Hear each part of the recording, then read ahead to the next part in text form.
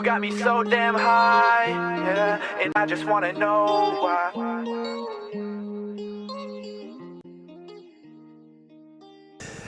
Mon parcours est assez atypique puisque j'ai fait des études dans l'automobile et le sport automobile. Je me suis inséré professionnellement en étant responsable d'une unité après-vente dans une concession. Ça a muté vers de la formation comme contractuel pour un constructeur automobile qui était Peugeot et Citroën.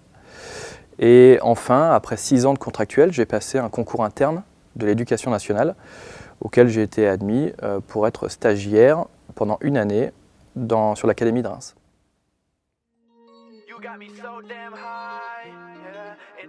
Alors, ma formation en tant que stagiaire, c'est du mi-temps, très clairement. Il y a un mi-temps au lycée Gabriel Voisin comme enseignant et un mi-temps à l'ESP comme étudiant en DU SPSM. À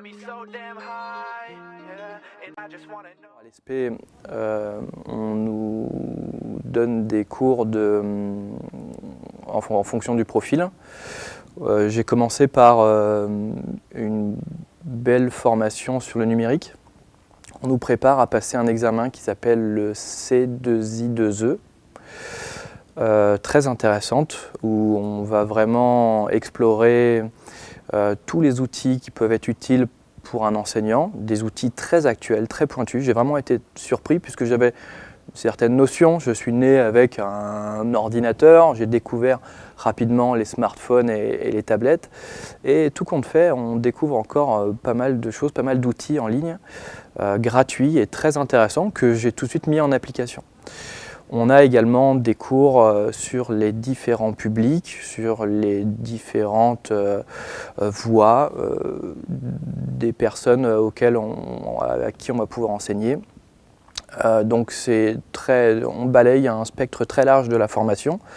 On est avec des profs du technique, donc des camarades à moi, mais également des profs du premier degré. Et donc ça permet un échange entre les étudiants qui est très intéressant.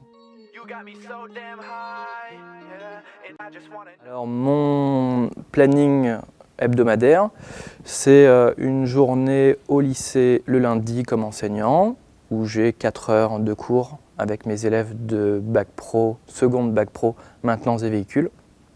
Le mardi, le mercredi et le jeudi est réservé pour l'ESP. Donc en fonction du planning, on est appelé à faire 4-8 heures par semaine. Et j'ai également une journée au lycée le vendredi. De 8h à midi, je suis avec les CAP première année et de 14h à 13h, j'ai 1 heure de technologie avec des bacs pro. Je les voyais par mon ancienne mission de contractuel où j'étais un petit peu observateur des professeurs de lycée professionnel. Le fait d'être à leur place et de vraiment enseigner, ça m'a agréablement surpris. Je ne pensais pas que c'était aussi épanouissant. On avait vraiment une sensation du devoir accompli, d'apprendre quelque chose, de diviser notre savoir. Et personnellement, je trouve ça très enrichissant.